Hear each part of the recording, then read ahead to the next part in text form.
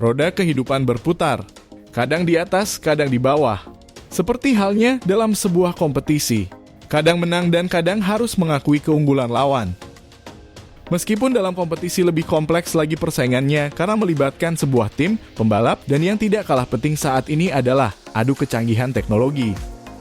Bahkan di era MotoGP modern saat ini, bakat pembalap saja tidak cukup. Butuh motor yang cukup tangguh untuk bisa bersaing di depan.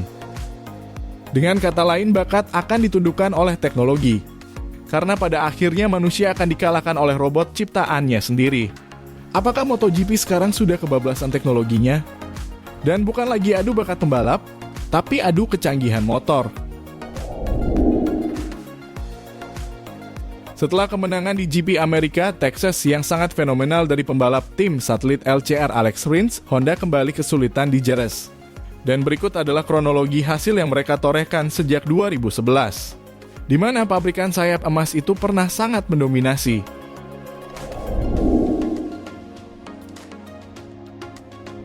Tak hanya satu, pembalap Honda pernah sapu bersih atau paling tidak dengan 2 atau lebih dari mereka di podium. Misalnya pada tahun 2011, 4 pembalapnya sukses meraih kemenangan di Phillip Island. Casey Stoner sebagai pemenang, Marco Simoncelli finish kedua, di podium ketiga ditempati Andrea Dovizioso dan Dani Pedrosa finish keempat. Dulu memang tim sayap emas itu sangat mendominasi, namun kini hal yang terjadi sebaliknya. Ada apa dengan pengembangan motor balap Honda?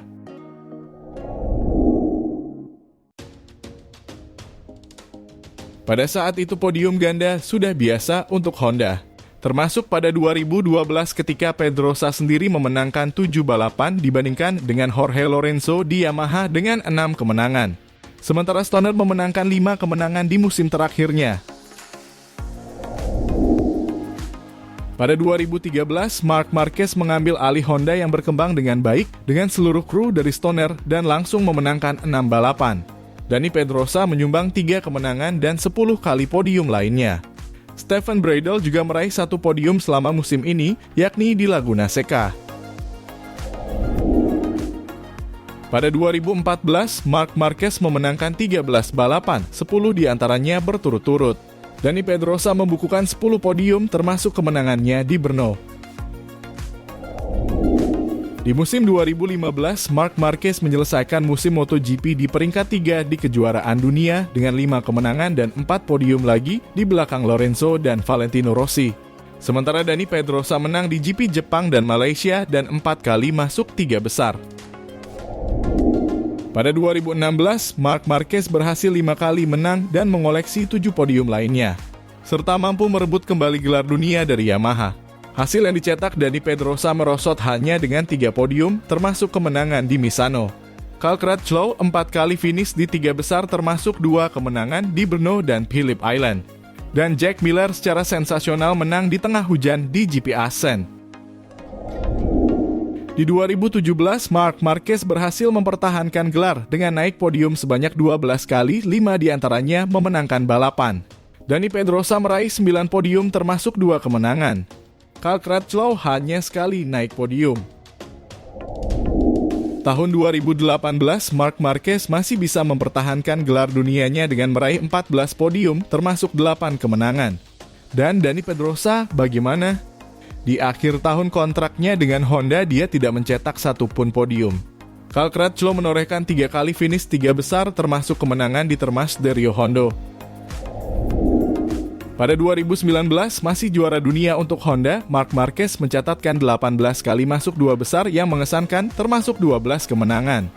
Pengganti Dani Pedrosa di tim pabrikan Repsol Honda adalah Jorge Lorenzo yang memenangkan 3 balapan bersama Ducati di tahun sebelumnya.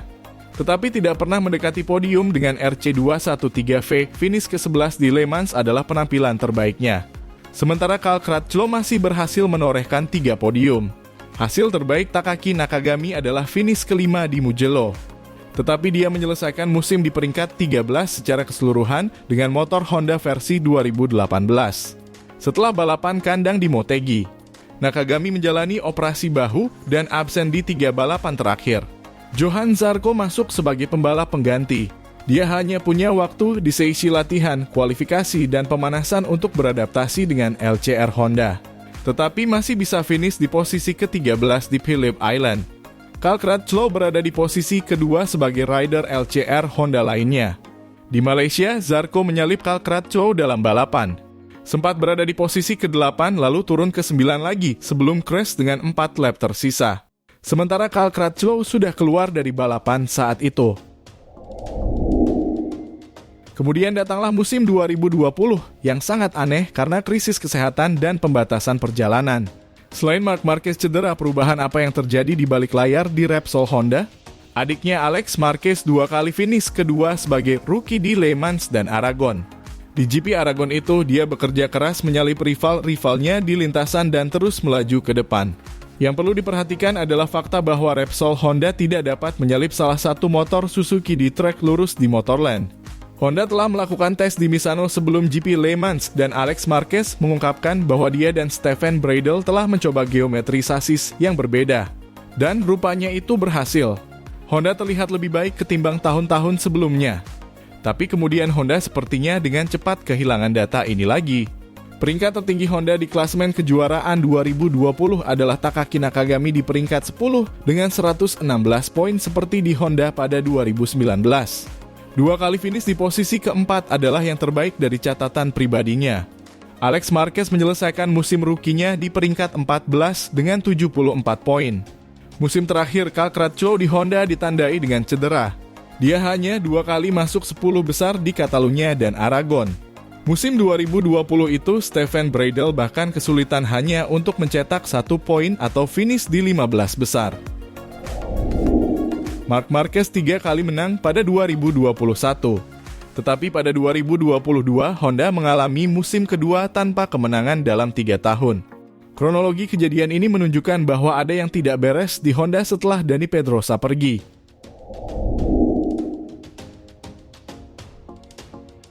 Musim 2023 tambah parah lagi bagi Repsol Honda. Di luar sprint, Marquez tidak pernah menyelesaikan balapan utama minggu. Joan Mir hanya sekali finish di seri Portugal. Itu pun di luar 10 besar dan setelah itu menghilang. Lalu apa masalah sebenarnya? Seperti Honda, Yamaha juga mengalami kemunduran daya saingnya. Indikasi beberapa pengamat bersumber dari kurangnya pengembangan aerodinamika motor. Pabrikan Jepang sepertinya ketinggalan beberapa tahun di belakang saingan mereka di sektor aerodinamika ini. Tidak ada pengembangan yang mandiri pada RC213V atau Yamaha YZR-M1 saat ini yang menunjukkan bahwa mereka secara serius memikirkan bidang teknologi winglet dan perangkat lainnya. Sehingga Marquez dan Fabio Quartararo yang sebenarnya berbakat tidak lagi mampu bersaing. Mengandalkan bakat saja tidak cukup lagi sekarang. Beberapa mantan pembalap yang kini menjadi pengamat mengatakan bahwa motor MotoGP tercanggih saat ini tidak benar-benar dikendarai seperti sepeda motor biasa. Mereka tidak masuk dan keluar dari tikungan seperti dulu dan mereka harus dikendarai dengan cara tertentu untuk memanfaatkan teknologi terbaru yakni downforce aero, perangkat ride height atau pengatur ketinggian motor, dan sebagainya. Jadi ada sedikit kesempatan bagi pembalap untuk menampilkan bakatnya sendiri untuk mengatasi masalah saat ini.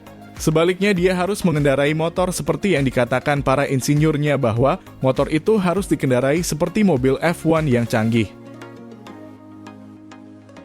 Marc Marquez berujar bahwa gaya balap alaminya sekarang sudah tidak berguna lagi.